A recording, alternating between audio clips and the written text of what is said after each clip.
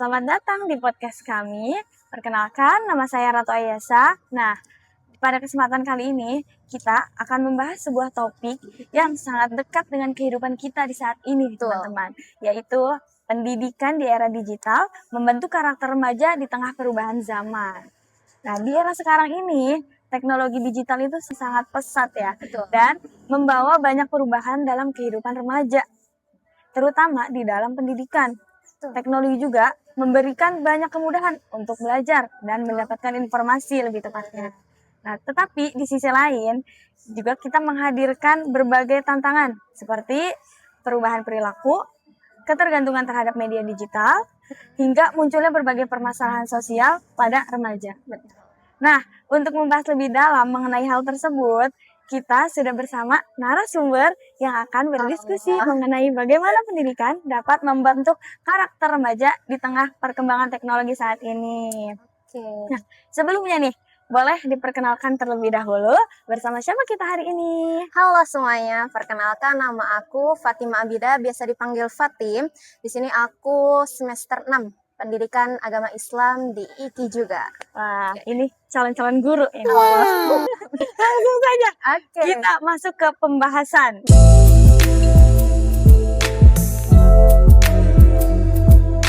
Kalau kita lihat di zaman sekarang nih Kak, hampir semua aktivitas remaja itu tidak lepas dari teknologi digital.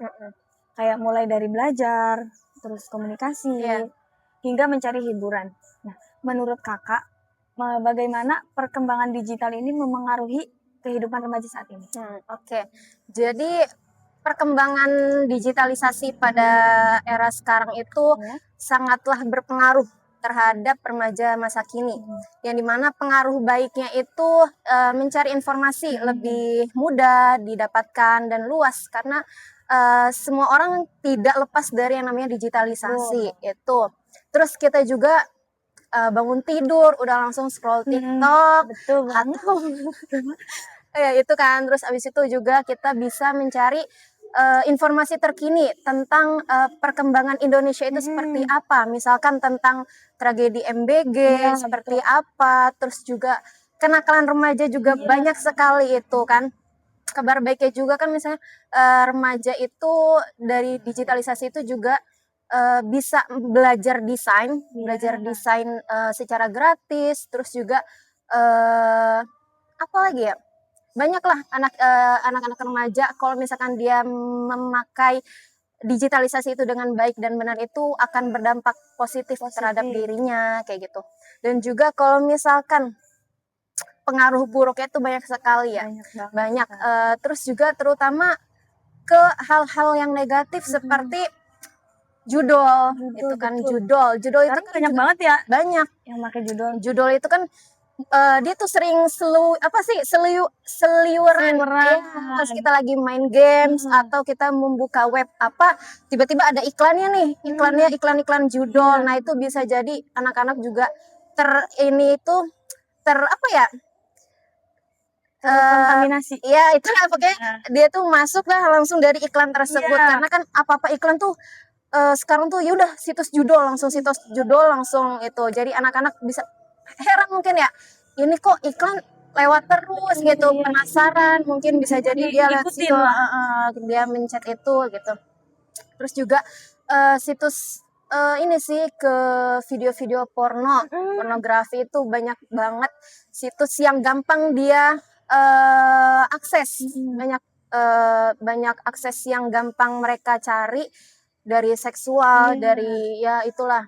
Terus banyak juga ini sih algoritma kan, misalkan mereka nih scroll TikTok itu, terus juga dari algoritma itu mereka lihat misalkan kenakalan remaja apa yang mereka itu masih belum bisa menfilter itu konten baik atau tidaknya gitu kan. Karena anak-anak kan ya udah asal misalkan ini trennya kayak wah ini seru nih kayaknya, misalkan tentang pembulian, wah ini kayaknya kita keren deh kalau misalkan kita ngelakuin pembulian ke dia atau yang ke anak-anak yang culun ini. Nah itu mungkin dari situ juga. Jadi belum bisa membedakan ya, baik dan buruk.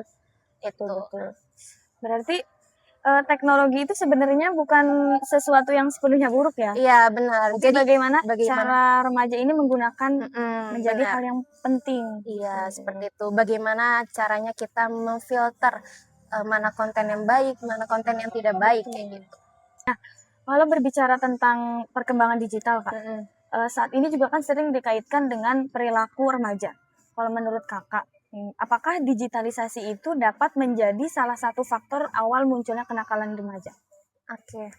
Itu digital itu emang bukan jadi biang keroknya, biang kerok dari kenakalan remaja, tapi dari cara dia mengakses digital itu, terus cara dia memfilter konten itu baik atau buruknya, seperti itu. Misalkan contoh kehidupan glamorisasi. Nah, itu kan biasanya orang tuh zaman sekarang suka lihat TikTok nih. Wah, standar TikTok, standar istri-istri selebriti. Itu banyak sekali yang seperti itu. Sedangkan dia tidak nggak tidak menyesuaikan diri. Misalkan kan selebriti itu mungkin banyak duitnya atau banyak lah ituannya, tapi kita sebagai orang misalkan yang tidak sama dengan selebriti itu, ya kita jangan menyesuaikan banget lah sama standar mereka, karena kan yaudah kita hanya orang biasa, ya udah kita sebisa kita pakai, misalkan dari cara berpakaian kita, cara dandan kita seperti apa gitu. Jangan jangan bertampilan tambah banget gitu loh, tambahan banget. Terus juga jangan menyamaratakan lah dengan selebritas seperti itu.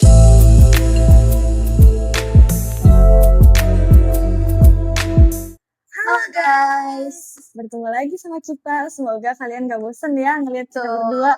Kita lanjut pembahasan sebelumnya. Oke.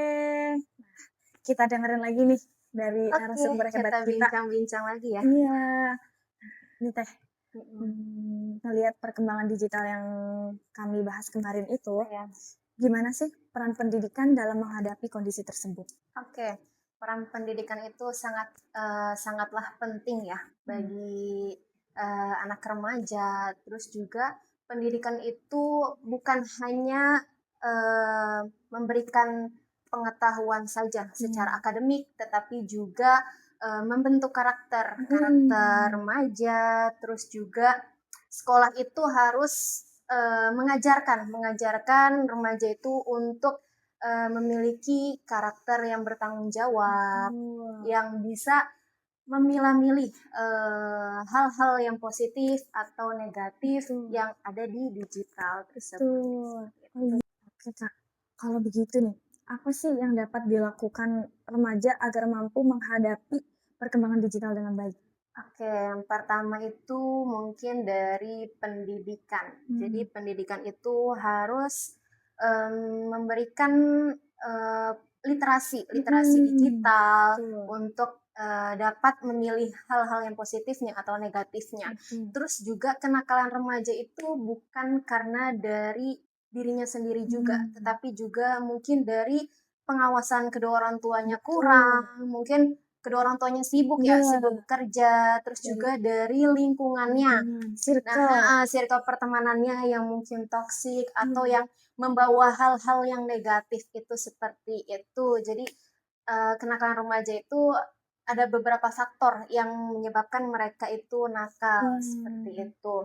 Terus juga dari pemakaian, karena kan akses internet yang ke hal-hal negatif tuh banyak banget ya, apalagi dari algoritma gitu kan. Misalkan kita lagi nge-scroll TikTok nih, padahal kita bukan niat mau cari-cari yang negatif, tapi tiba-tiba dia muncul kayak gitu. Nah, itu bisa jadi ketertarikan mereka ke hal-hal negatif itu dari pinjol dari algoritma tersebut seperti itu. Jadi remaja pun kayak tertarik, tergiur ya. Terus juga kan banyak ya kasus-kasus yang ada anak kecil nih, dia tuh ngelihat di internet misalkan harga jual ginjal. Harga jual ginjal itu sampai misalkan puluhan juta gitu. Tapi dia ini cuma tergiur dari angka rupiahnya itu kan. Sedangkan dia nggak tahu nih teknik atau bagaimana nih cara menjual si ginjalnya atau apa. Jadi dia mungkin ada nih dua anak yang dia tuh, oh ini nih kita bisa cepet kaya nih kayak gitu kan, mungkin dari situ terus dia ngambil target lah satu orang temennya mungkin yang lugu kayak gitu ya, terus udah akhirnya disekap atau gimana. Nah pas udah mati orangnya, dia nggak tahu gimana caranya untuk ngebelek perutnya. Iya, jadi dia cuma kayak hanya tahu sekilas informasi seperti itu. Dia Tapi nggak tahu secara mendalamnya seperti apa sampai dia harus ngejual ginjalnya itu seperti apa, kemana kayak gitu. Jadi ya anak remaja itu kurang banget literasi mendalamnya seperti itu. Cuma apa ilmu-ilmu dasarnya doang lah yang mereka dari tahu. luar aja dia tahu. Iya benar. Belum tahu sampai dalam. Nah, guys, dari pembahasan ini kita dapat memahami bahwa perkembangan digital itu membawa peluang sekaligus tantangan bagi dunia pendidikan dan kehidupan remaja. Iya. Jadi teknologi juga dapat menjadi alat yang sangat bermanfaat apabila digunakan dengan bijak, digunakan dengan baik, tetapi tetap membutuhkan pendidikan karakter agar remaja ini mampu membedakan mana yang baik dan mana yang buruk. Iya, pemakaian AI juga seperti itu kan juga banyak mahasiswa juga AI itu sebenarnya cuma alat pembantu saja kan, tapi banyak orang menyalahgunakan, misalkan kayak minta nih buatin makalah tapi dia tidak tahu misalkan pedoman institutnya seperti apa, terus udah dia langsung ke AI minta buatin kayak gitu. Nah kan dosen juga tahu ya mana yang buatan sendiri, mana yang buatan AI kayak gitu. Makanya AI itu hanya alat pembantu saja, tapi kita tidak bisa menyalahkan atau sepenuhnya ke mereka gitu. Kita tidak juga harus tergantungan ya. Benar, kita harus membenarkan kembali jika ada kesalahan dari AI-nya kayak gitu, karena AI itu robot atau teknologi, bukan manusia. Gitu guys. Oke, terima kasih kepada narasumber yang sudah berbagi pandangan dalam diskusi kali ini. Semoga pembahasan ini dapat memberikan wawasan bagi kita semua untuk menjadi generasi digital yang cerdas, kritis, dan berkarakter. Sampai jumpa di podcast berikutnya. Sampai jumpa, bye-bye.